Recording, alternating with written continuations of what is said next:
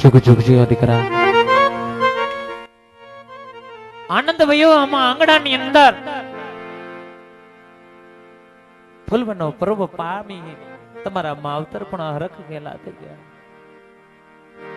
દીકરી, જેમ બગીચાનું એક પુષ્પ આખા બગીચાને સુગંધમય બનાવે છે, એમ તમારા જીવનના અવતરણથી તમારા માવતરના જીવન પણ એક સુગંધી બની ગયા. દીકરા, પોકરણગઢના રજવાડાની અંદર તમાર કુળના શાખના રાજપૂતોના આંગણાની અંદર એક દીકરી અવતરણ થયા. ભવે બેનુના શૃંગાર, લાશા લક્ષ્મી, મારા લાડકો વાયો, મારા કાળજાનો કટકો, મારો હમદરનો હિમાડો, મારો હૈયાનો આરલો, મારી દીકરી સગુણા. નાનપણના દિવસો તમારા માવતરના આંગણાની અંદર પૂર્ણ થયા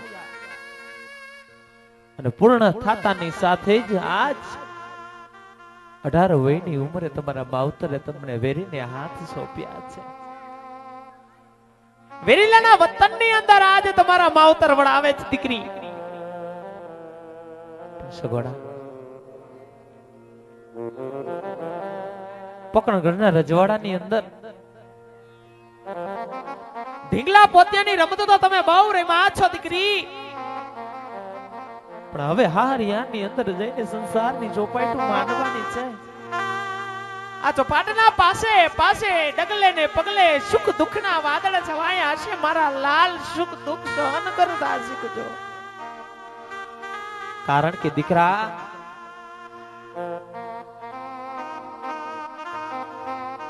તમે એક દીકરીનો અવતાર છો,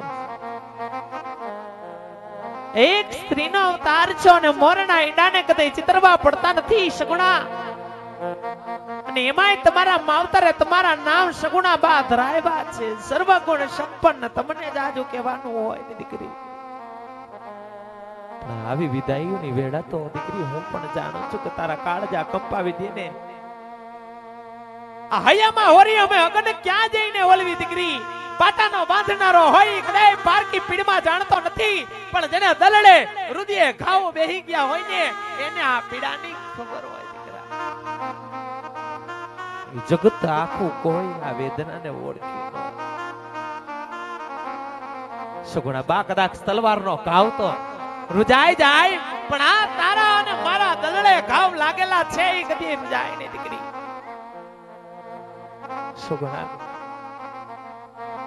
હું જાણું છું કે માંડવાની હેઠ, આ ચોરીના માંડવાની હેઠ દીકરી 4 મંગળનો પહેલો ફેરો ફરતાની વખતે કદાચ મારો હૃદય પણ કાળજા કંપાવી દે. આ શબ્દ કહેતા પણ જનતાના એક જીભ પડતી નથી. પણ દીકરી, વિદાયની વેળાએ તને જણાવું છું કે માંડવાની હેઠ જવતલિયા વીરને તમને ખામી રહી ગઈ છે ને બાળ.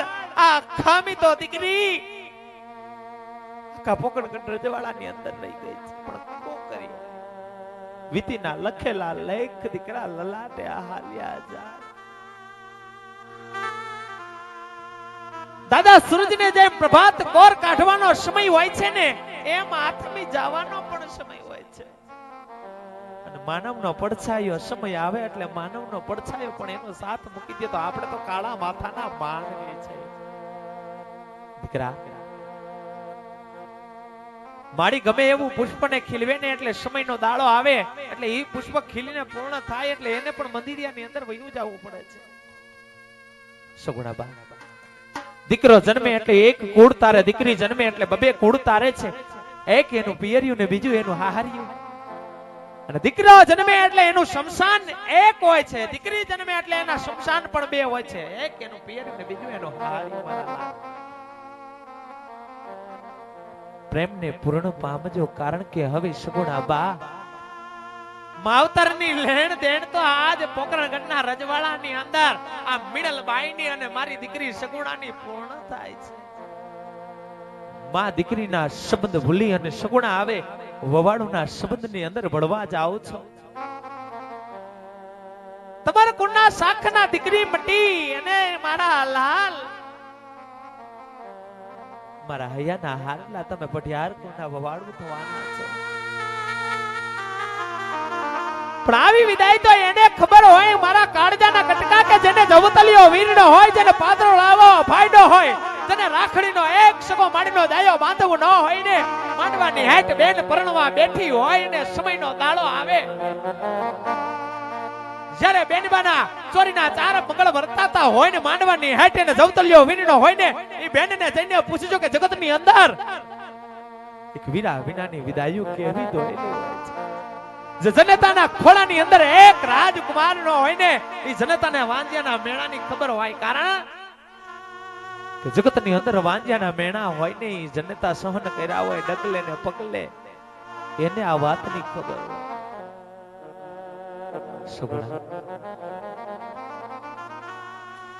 દીકરી જન્મીને વિધાતાના ચોપડાની અંદરથી પારકી લખાઈને આવે, દીકરીને ગાય લાડો દોરે ત્યાં જાય. દીકરીના ઓરતા કદેવમાં અવતરને હોતા નથી. ને મારા લાલ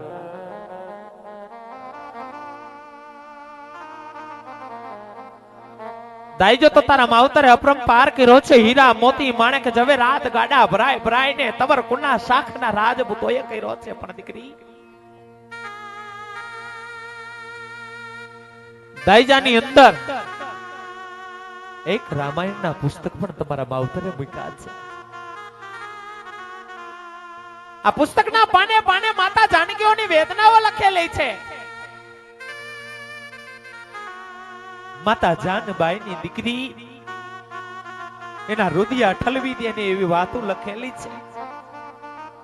રામાયણના પુસ્તક જેથી ફાહરિયાની અંદર આવા દુખડા પડે ને, તેથી એક દિવાલના ખૂણે જઈ અને રામાયણના પુસ્તકને માંડજો, એને વાંચજો, જીવનની અંદર ઉતારજો. કારણ કે માતા જાનકી ઉપર દુઃખ પડ્યા ને એ વાતો મારી સગુણા તારી પર નહીં પડે.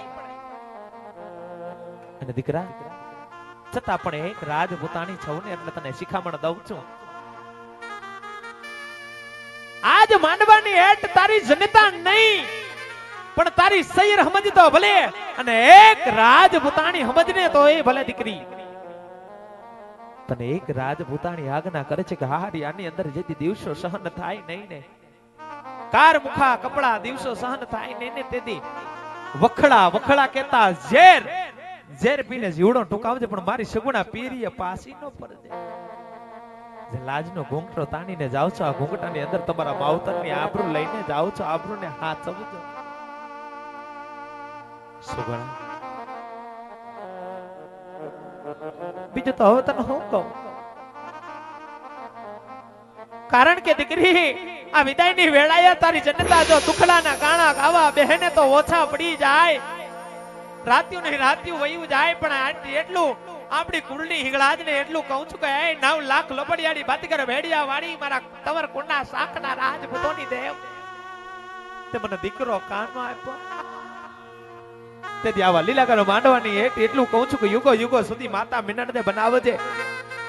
મને દીકરો આપવાનું ભૂલી જજે, મારી દીકરી સગુણા આપવાનું ભૂલીશ નહીં. કારણ કે મારે મન મારે પંડિત તો એક દીકરો છો. મારા હવે જાજુ રોવાય નહીં. પોકરગઢના પાદરની અંદર સીમાડાની અંદર વેડલા તમારી રાજ વેસે. હાલો દીકરી, માડીનો જાયો વીરો તો નથી કે તને પાદર ઉદી ઓળાવા આવે. હાલ દીકરી, હવે તારી જનતા તને પાદર ઉદી ઓળાવા આવે. જતી વેડાય નાણું તને અડેક મળશે, પણ આવું ટાણું નહીં મળે. માટે દીકરા વિદાયની વેળાએ તમારા કાળજાની દલડાની વિયોગની વાતો તમારી જનતાને કહેતા જાઓ. મારા લાલ કહેતા જાઓ.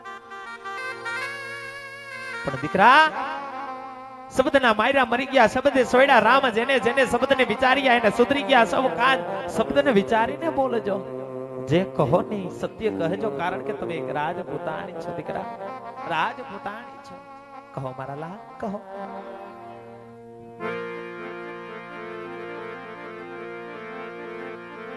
આજે આવી રૂડી એ આંબલિયાની ડાળ રે, આ હિચકો રે બાંધ્યો હીરાનો રે અમારા હિચકો રે બાંધ્યો હીરાનો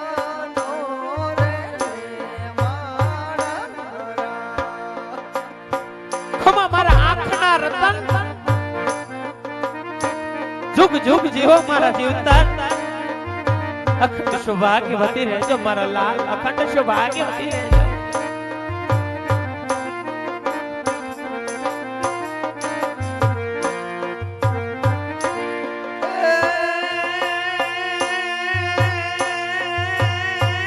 મારી માતા તમારે કહો દીકરી.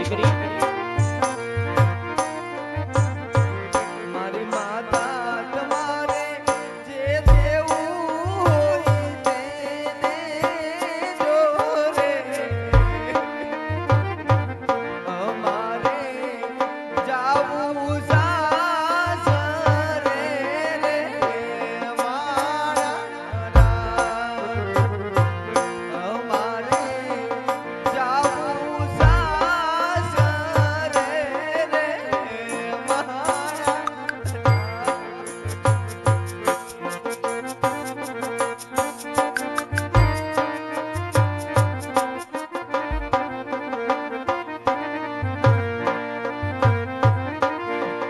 ચૂંદણ ભીની થાય, ચેતા તારી ચૂંદણ ભીની થાય જો.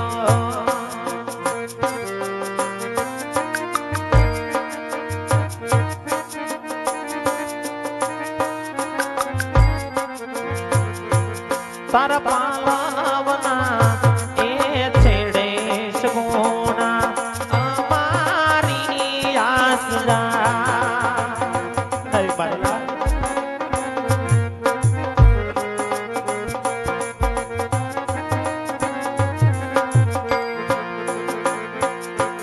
આંખો ભીની થાય, લાડકી આંખો ભીની થાય જો.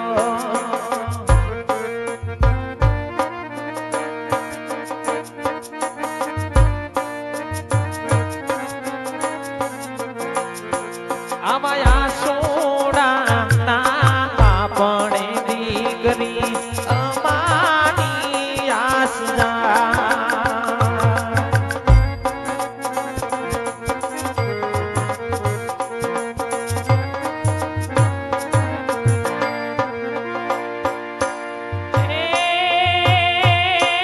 માતાએ દીધા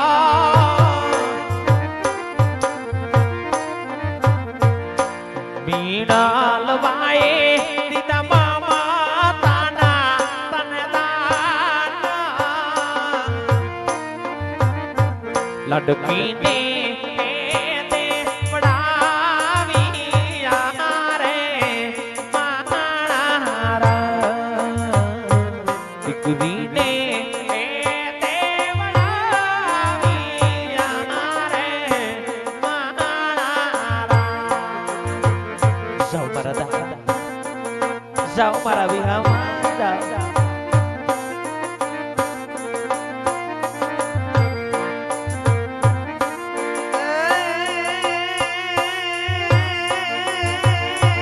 મારા પિતા તમારે